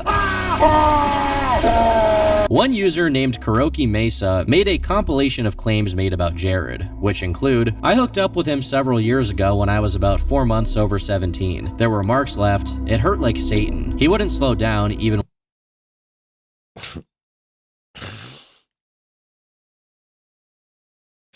Whoa, it hurt like Satan. Fuck. When I told him to. There were times I had to bite down on him because of the pain down there, and he didn't give two pisses about it. I think he got pleasure out of hurting me, but I was too young and didn't know that then. I felt as though I was being raped. So girls, if you're into that whole thing, by all means, Jared's your man. I had sex with him when I was 15. He's gross. Stay away from him. I lost all respect for Jared Leto after I met too many teenage girls who have been approached by Jared in order to sleep with them. He's just another rock star who lets his ego get to his head so he can take advantage of young girls. He even hit on my 15-year-old best friend. He's no better than Roman Polanski in my eyes. I met Jared Leto when I was 17, a naive, innocent virgin on one of his movie sets in Brooklyn, when he was turning 33 or 34. He gave me his email address, we exchanged emails. He was friendly. We exchanged numbers, and that's when I started seeing he was a perv. I can say Jared was my first for many sexual experiences, and I wholeheartedly regret it nowadays. He was very pushy into coercing me to do sexual acts with him,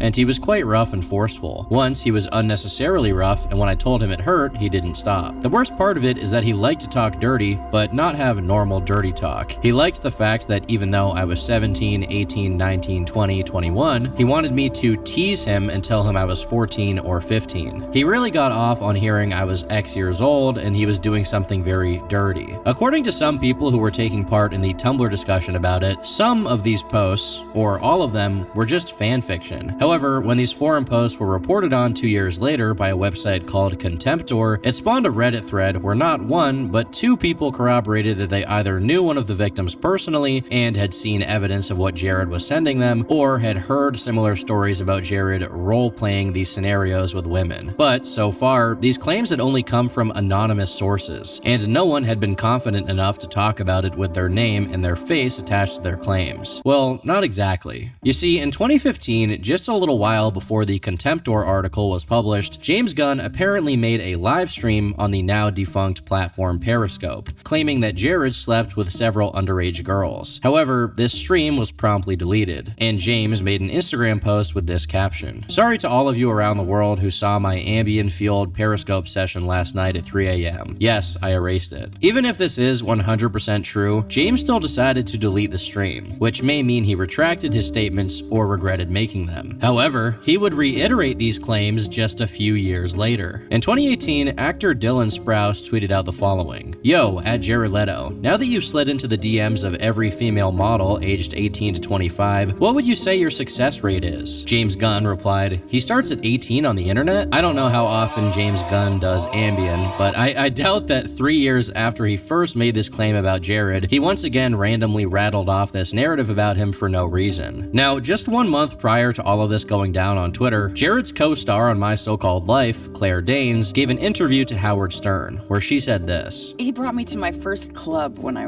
guess I was 14. I was, Is that appropriate? No.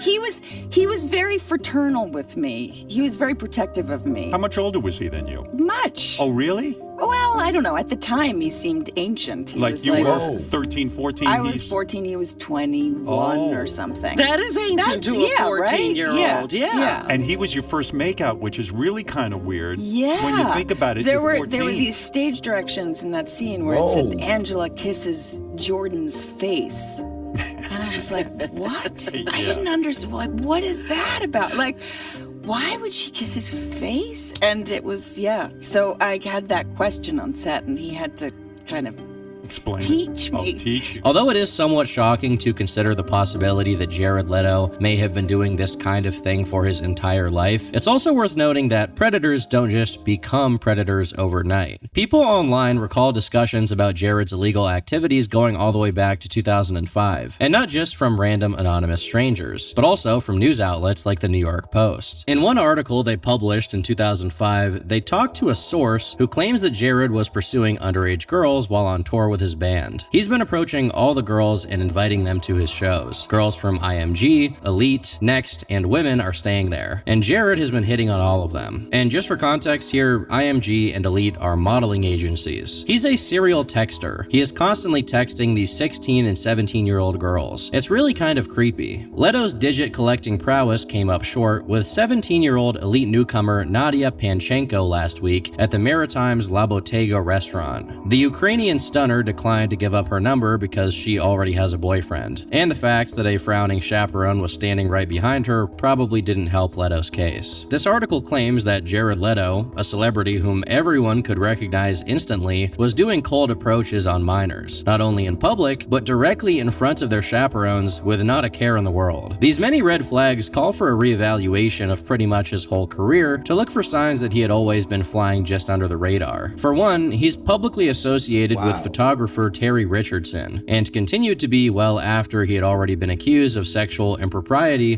with the underage girls he photographed. Jared went as far as to say this. Talking about Terry Richardson, he says like, we have a feeling he has a common passion with you that we probably have too, but you can afford to enjoy that passion a little more. Yeah, I think we have a lot in common, Terry and I. He's a really interesting man. Now, obviously, this clip is out of context, but it is something that the public was taking notice of at that time. Further examination of just what's always been publicly available is that a Russian model named Valerie Kaufman, whom Jared was publicly dating during the Suicide Squad era, was someone he had met when she was just 17 and he was 40. With all of this speculation going on online, you would expect some kind of acknowledgement or denial, but instead, Jared remained radio silent during the peak of this discussion. You may think this is just because Jared avoids engaging with online rumors, but you'd be wrong, because in 2015, he sent a cease and desist letter to Lipstick Alley, the same forum where alleged groupies shared their stories about Jared. But as far as I can tell, this never went to court, and the post remained on the site. Once the direct evidence ran dry, and those who were looking into this matter ran out of first-hand testimonies, people began looking for soft tells that Jared had made on himself throughout the years. Firstly, people found that Jared was just an all-around insufferable celebrity stereotype, such as in this video where he's singling out this random guy at his show for no apparent reason. Hold on. Hey, buddy. Hey, yo, you, with your fingers in your chin beard, what are you sitting on your fucking ass for? Huh? This is the 30 Seconds to Mars show, okay? If you can't stand up, you better be up off your fucking ass right now, you hear me? Does he understand what I'm saying to him right now? No, don't look behind you, I'm looking at you. Yes, you. Yes, you. There were also some conversations about him just being a general nuisance to the owners of the venues he played at, causing tens of thousands of dollars in property damage and never paying them back. But quickly, people also found that Jared was not your run-of-the-mill prima donna, as he fashioned himself a bit of a cult leader. In the early 2010s, it was commonplace for fandoms of popular artists to nickname themselves and develop a culture. If you liked Justin Bieber, you were a belieber. If you liked Lady Gaga, you were a little monster, and so on and so forth. It's pretty cringy looking back on it now, but it's really just teenagers being teenagers, and the artists they were fans of didn't egg it on super hard, which is probably good on their part. Jared, however, took a very different approach, as he didn't just egg it on, but instead, he started it from scratch. All the way back in 2002, 30 Seconds to Mars released a song called Echelon, and when the fandom subculture phenomenon was getting big, in 2013, during the promotion of an upcoming album, Jared asked his fans to record themselves saying, "I am Echelon," right before getting a tattoo of some of their lyrics. This drew a lot of criticism for incentivizing cult-like behavior, and it didn't help that the band was also charging nearly 600 British pounds for fan meetups, which may seem like a harmless way to make money, but if you think about it, it opens a venue for rewarding, obsessive, stalker fans to realize their parasocial dreams of interacting with their idols. Overall, you can definitely call this behavior questionable, but probably not evil. With that being said, one of the most eccentric things about Jared would come to light in 2019 with the Camp Mars Island project, which in and of itself sounds like some kind of CIA experiment you would find at the bottom of a Wendigoon iceberg. Like legit, this guy was just walking along the side of the road and saw his friend's lifeless body on the ground and thought, man, I get a free car. Mars Island was a music festival hosted by 30 Seconds to Mars in Croatia. But Music Festival does not really paint a full picture. It was basically a nature retreat on this island where all of Jared's fans could go to hang out with him, and hear him and the band perform live music multiple times. And Jared really quadrupled down on the whole cult angle, dressing in all white and with a big beard and long hair, having everyone meditating with him, and publicly joking about it, tweeting things like, "Yes, we are a cult." On one hand, some people basically saw this as an inside joke for fans of the band, and that's not untrue. But if you take into account all of the claims made against him, it started to look a lot worse to a lot of people. But as far as we know, there was no questionable behavior going on at Mars Island. I mean, arguably the whole thing is questionable, but you get what I'm saying. But despite all of this stuff accumulating as the public grew increasingly sour on Jared, eventually this stuff simply lost momentum before any hard-hitting allegations were made. Mainstream media never really really picked up on these stories, and all of it went under the radar. But like I said, the way these things work is that a celebrity is only put under scrutiny when their work isn't going well. Just when the backlash for his Joker performance was winding down, in 2023, Jared decided to make a major comeback with the box office hit and cinema masterpiece known as Morbius. It's Morbid time.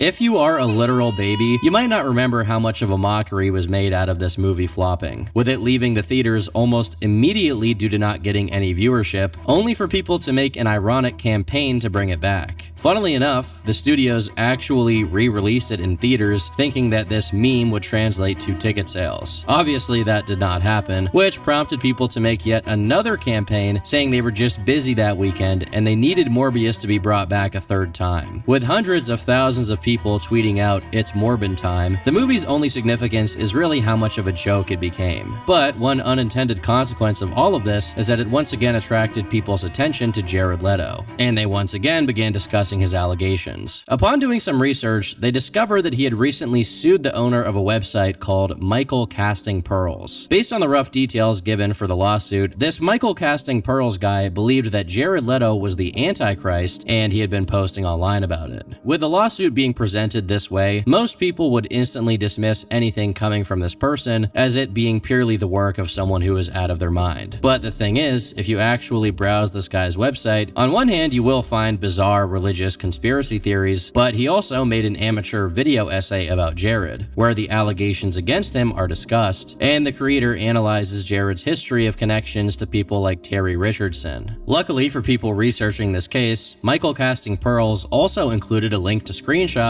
of various people making claims about Jared over the years. I was a fan of his and underage, and I had snapped him once and he sent me a dick pic, and I'm still so disgusted. I told a few people when it happened and everyone said, "Ooh, what kind of picture did you send him?" As if 15-year-old me sent provocative pictures. When I was in high school, Jared Leto used to walk through the Meadow in Central Park trying to get noticed by teenage girls. Since the discussion of sexual abusers in the entertainment industry is important, I'd like to remind everyone that I witnessed Jared Leto invite an underage girl on his bus. He's a rapist and an abuser. At Jared Leto, do you remember being in Palmdale on a photo shoot with your friend, a photographer? She was on job for someone else when you exposed yourself to my daughter when she took you and another actor to shoot guns. Yeah, sexual assault. Still haunts her you took it out, jerk. She wasn't underage. Still, a young woman of 18 or 19 doesn't need that at any age. I could go on reading more of these, and really, I could go on, because there are literally hundreds of claims coming from every country Jared had ever set foot in, with most of them being related to Jared being with girls as young as 14, 13, and even 12, including various degrees of abusing them or even giving them STDs. Of course, we can't personally verify the legitimacy of each and every one of these accusers, but with this many people coming out over the years, you have to wonder if there's an inkling of truth to what they're saying. Unfortunately, their veracity can only be evaluated if these accusers come forward in the proper legal manner, which, as of 2023, they hadn't done. But just 2 years later, Airmail published an article reporting on how these claims had recently gone from rumors to actual accusations. It starts out with more of the same we've already seen. Testimonies from people who claim they were approached by him when they were just 16, calling them multiple times over weeks to ask them sexual questions. Oddly enough, here we have the mention that Leto actually had an assistant who was aware of what he was up to and actively cooperated in finding him new victims, which is extremely disturbing to consider. But as we go deeper into this article, we finally get one named accuser, music producer Ali Teals, who alleged that all the way back in 2012, Jared had attempted to force himself onto her backstage while wearing a kilt and a snow hat. With the resurgence of the discussion surrounding him, she decided to tell her story, which prompted 50 other women to also come forward, although these claims don't have names attached to them, and they're simply people on Instagram who saw what she said and decided to echo her claims. This, in turn, forced Jared's legal representation to respond, claiming the allegations are false. Another accuser, a model named Laura LaRue, claimed Jared had exposed himself to her without warning or consent when she was just 17. All in all, while each of their specific stories haven't been told in detail by journalists, there were a total of 9 women who were formally accusing Leto of sexual impropriety. Besides Laura and Ali, another person alleged that Jared had started texting her while she was underage, with him asking her some very foul and inappropriate questions. Additionally, she claims that at one point Jared just began cranking it in front of her, insisting that she join in. In other stories, Jared specifically went to modeling agencies to try to siphon all of their underage female models into parties that he organized so that he could get them to skinny dip in his pool. With all of this going nuclear in legitimate news outlets, a lot of people expected him to suffer some legitimate professional consequences. And that's fair, given that entire careers have been reduced to rubble over much less. But it turns out that, as the prophecies have foretold, nothing ever happens. Despite all of these allegations making the rounds in June, a major movie that was set to be a blockbuster, Tron: Ares, had just been released, starring Jared Leto front and center. Now, it is worth noting that to say Hollywood gave him this role is not exactly true. Jared had been lobbying for this movie to get made way back in 2017, claiming to be a huge fan of the Tron franchise. And despite the failure of Suicide Squad happening in 2016, Jared had won an Oscar just 3 years prior for Dallas Buyers Club, meaning that at that time, the industry did have reason to believe that his career had some serious potential. Fast forward 8 years and a lot has changed. By erasing my mind. Despite boasting a pretty impressive cast,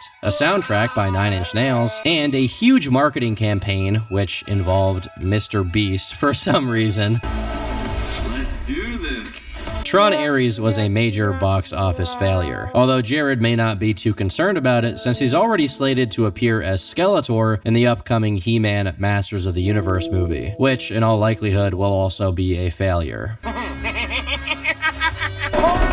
And the failure of Tron: Ares also once again brought Jared's performances as an actor under scrutiny, once again bringing the allegations against him into the spotlight. As far as public statements from Jared himself, it's been complete radio silence. His legal representative only responds directly to these news outlets, and it's only to say that the claims have no merit and nothing beyond that. Now, in fairness, I guess it is possible that somehow all of these claims are completely untrue. We've certainly seen false allegations before. But what's different about this case is the overwhelming number of claims being made. It's literally hundreds at this point. If even one of these stories is true, it's pretty damning. It's hard to say how long Jared Leto's plot armor will last, especially if more people come forward to corroborate these stories. With other major figures of the entertainment industry finally being punished for their decades of criminal conduct, I wouldn't say it's impossible for Jared to also meet the same fate. But if you want my opinion, it's going to take someone very high profile coming forward to accuse Jared before anything definitive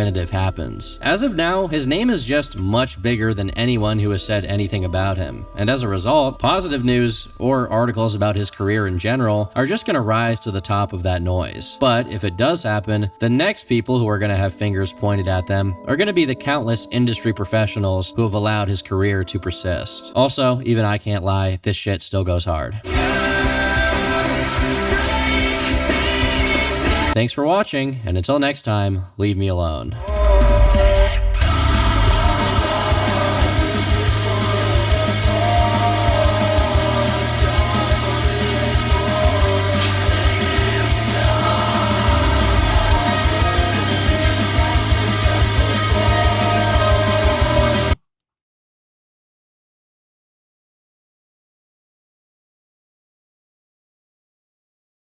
Joel Embiid has had haters his entire career. People hate the antics, the trolling, the flopping, and somehow they even claim to hate on his actual basketball ability, which is crazy.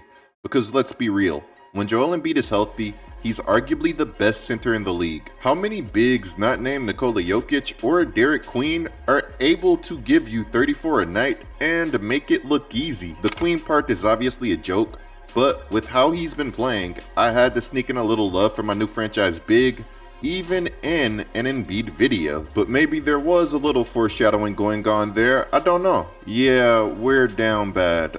Back to Embiid. The real issue with Embiid has never been talent.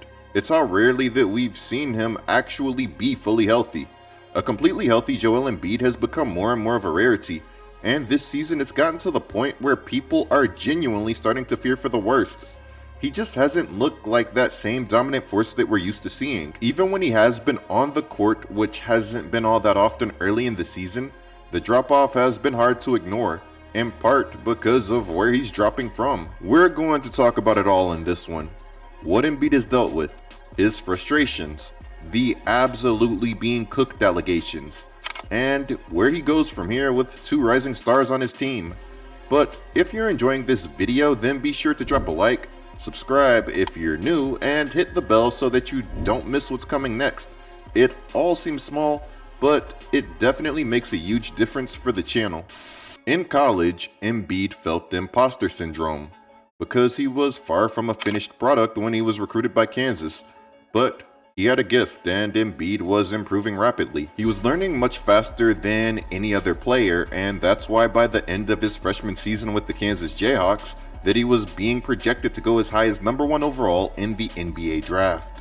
And we can say with hindsight that he absolutely should have been the #1 pick that year over Jabari Parker, who's now playing overseas and saying crazy things like the NBA is watered down and less legitimate than the EuroLeague. I love the EuroLeague a lot and have my own team in Real Madrid, but even I can't agree with what Jabari Parker said there. It's like, would you have still said that if you were still in the NBA? Probably not. Before the injuries, Jabari was cool, but he was definitely no Joel Embiid. Hindsight is something that I actually didn't need with Joel Embiid. Here's a post from me all the way back in December of 2013 saying that Joel Embiid should be the #1 pick whenever he entered the NBA draft. For me and a lot of draft pundits, all it took was one hyper-coordinated dream shake to say that this guy's got the goods. With hindsight, Embiid should have gone #1 in the 2014 NBA draft, but slipping to #3 ended up dropping him into a city that matched his personality and talent perfectly. Still, even with Embiid's ability to adapt to anything and learn whatever he needs to in order to succeed, his early NBA career was far from smooth. 2 years after being drafted, he still hadn't made his NBA debut, and even reached the point where he considered giving up basketball altogether. The injuries alone were enough to weigh in on anyone's mental state, but losing a family member, a brother at that, in such a tragic incident is an entirely different level of trauma. And even though Embiid had absolutely nothing to do with what happened, it was still kind of one of those moments that leaves you searching for answers. It's the kind of loss that can make you feel responsible for something even if you aren't. While all this was going on, there was constant noise around when Embiid would finally play. The Sixers kept putting out these optimistic updates about his foot injury, but behind the scenes, his recovery was getting complicated. His foot wasn't healing as they had hoped, and even doctors pointed to the fact that his giant frame was still growing into itself as part of the problem. Instead of rushing him back, he ultimately had to have a second surgery, and he ended up missing his first 2 full NBA seasons, leading everyone to ask when we would finally see Joel Embiid. During this time, he was accused of being lazy and not taking his rehabilitation seriously.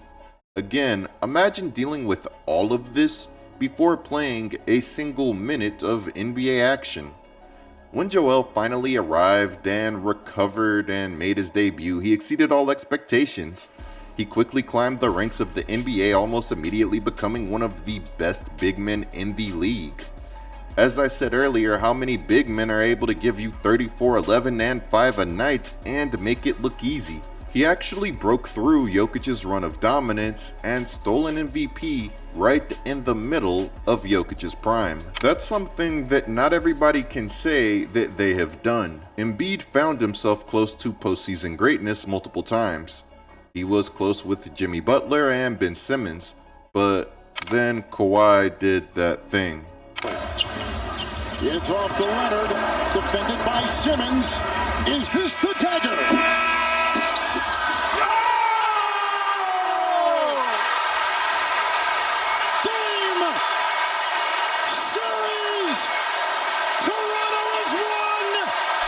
That Harden and Embiid duo also had a ton of potential, and their games complemented each other well. Harden could flip from scorer to elite point guard instantly, and Embiid thrived off that. But injuries, conditioning issues, and Harden's playoff drop-offs kept catching up to them at the absolute worst times. Post-Harden, after Embiid had returned late season, clearly hobbled after recovering from a meniscus surgery on his left knee, the Sixers were facing the Knicks in the first round. And Embiid looked dominant early on. So dominant that he even threw a lob to himself off the backboard and dunked over the Knicks. But there was just one problem with this dominant play. Look at his hands on the top of his head as he's laying on the floor. Now, look at his face.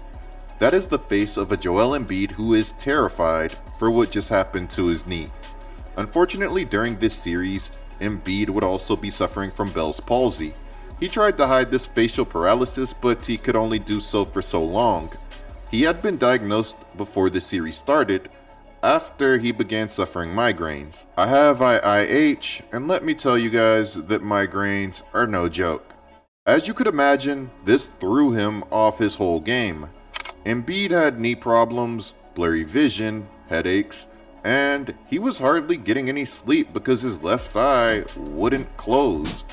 The way that Embiid's former teammate Nick Batum described his state was terrifying, saying that he saw his knee before and after every game, and he had no idea how he could even walk. Embiid even surprised himself with what he was fighting through, but even barely walking wasn't enough to stop Embiid from dropping a 50 bomb as he went 13 of 19 from the field in a must-win game for the 76ers.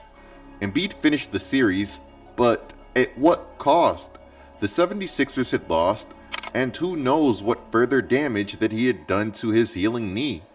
This actually sounds really sad. I mean, listen to this.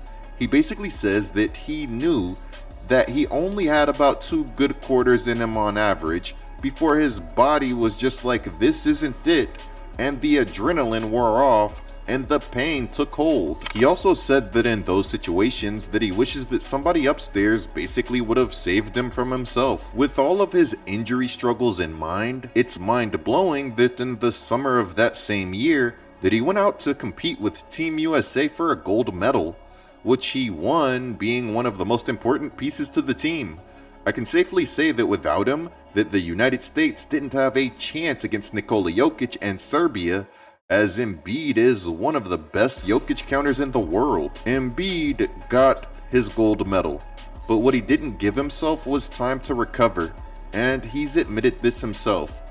And he couldn't even enjoy his gold medal in peace, because of course Embiid playing for Team USA would be something that was heavily criticized also, with it being viewed as him taking the easy way out. With the 76ers signing Paul George to a 4-year, $212 million contract last offseason, the 76ers having a big three of Maxey, Paul George, and himself had championship hopes, but unfortunately he was still managing his knee issues and this did not go well. As ESPN put it, he was either always recovering from or playing through pain.